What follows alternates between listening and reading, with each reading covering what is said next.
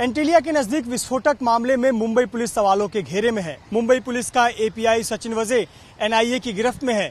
वहीं परमवीर सिंह का तबादला मुंबई पुलिस आयुक्त पद से कर दिया गया है। महाराष्ट्र के गृह मंत्री अनिल देशमुख क्यों कह रहे हैं कि कुछ गुनाह ऐसे किए गए हैं जिन्हें माफ नहीं किया जा सकता? आखिरकार क्यों परमवीर सिंह पर गाज गिरी? दरअसल परमवीर सिंह जब से मुंबई पुलिस आयुक्त बने उसके बाद से सचिन वजे उनके बेहद खास अधिकारियों में से रहे हैं। मुंबई पुलिस के अगर हम कामकाज की बात करें तो साल 2020 के जितने भी बड़े केस थे वो सब का सब केस एपीआई सचिन वजे को दिया जाता था। सचिन वजे एपीआई रैंक के अधिकारी और उन्हें मुंबई के जितने बड़े हाई प्रोफाइल केसेस होते थे उसकी जांच सौंपी जाती थी। चाहे वो डीसी अवंती कार का मामला हो, चाहे वो टीआरपी केस का मामला हो, या फिर पॉर्न फिल्म रैकेट का मामला हो, या फिर आईपीएल बेटिंग रैकेट का मामला हो। इस प्रकार से जितने जाने माने केस होते थे वो एपीआई सचिन वजे को सौंपे जाते थे। इतना ही नहीं, रायगढ़ में दर्ज हुआ अन्वय नाइक की सुसाइड का मामला, जिसकी गिरफ्तारी के लिए रायगढ़ पुलिस मुंबई पहुंची थी एक पत्रकार को गिरफ्तार करने के लिए, उस गिरफ्तारी में भी सचिन वजे जाकर अपनी भूमिका अदा करते हैं। तो कहीं न कहीं परमवीर सिंह के बेहद करीबी थे सचिन वजे। यहां तक कि एंटीलिया के नजदीक 25 फरवरी को जब विस्फोटक भरी स्कॉर्पियो कार मिली तभी भी यह जांच की जिम्मेदारी सौंपी गई क्राइम ब्रांच को, जिसके जांच अधिकारी बने सचिन वजे। सचिन वजे ने शुरुआती जांच संभाली, लेकिन सचिन वजे इस पूरे जांच की जानकारी अपने वरिष्ठों को न देते थे, सीधे वो परमवीर सिंह को देते थे।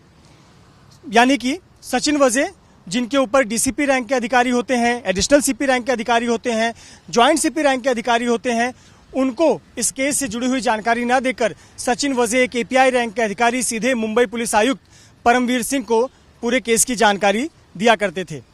ऐसे पर महाराष्ट्र के गृह विभाग को यह लगता है कि परमवीर सिंह ने बतौर पुलिस विभाग के मुखिया के तौर पर अपनी जिम्मेदारी ठीक तरीके से नहीं निभाई और गृह विभाग को भी अंधेरे में रखा। दूसरी तरफ जब महाराष्ट्र में विधानसभा का सत्र चल रहा था, बजट सेशन के दौरान देवेंद्र फडणवीस इतने आक्रामक रहे और उन्होंने वो जानकारियां पटल पर रखी जिसकी जानकारी गृह मंत्री तक को नहीं थी। और कहीं न कहीं उस दिन से परमवीर सिंह महाराष्ट्र के गृह विभाग और गृह मंत्री की आंखों में चुभने लगे। राजनीतिक रस्साकशी हुई। शिवसेना और एनसीपी में यह सवाल बना रहा कि क्या हटाना चाहिए या नहीं हटाना चाहिए, तबादला होना चाहिए या नहीं होना चाहिए।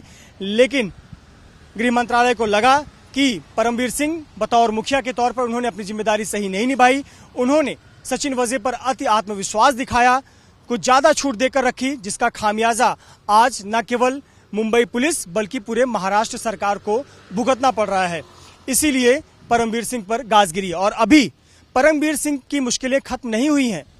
सूत्रों की माने तो आने वाले समय में एनआईए उनसे पूछताछ कर सकती है और एनआईए ये जानना चाहती है कि क्या उन्हें सिर्फ इस केस को लेकर दी गई जानकारी उनको पता थी या उनकी कोई भूमिका भी रही है।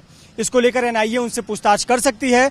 इसीलिए गृह मंत्री अनिल देशमुख खुले मन से कह रहे हैं कि कुछ गुनाह ऐसे किए गए हैं जिन्हें माफ नहीं किया जा सकता। कैमरामैन गजानन बालापुरकर के साथ मृत्युंजय सिंह, एबीपी न्यूज, मुंबई।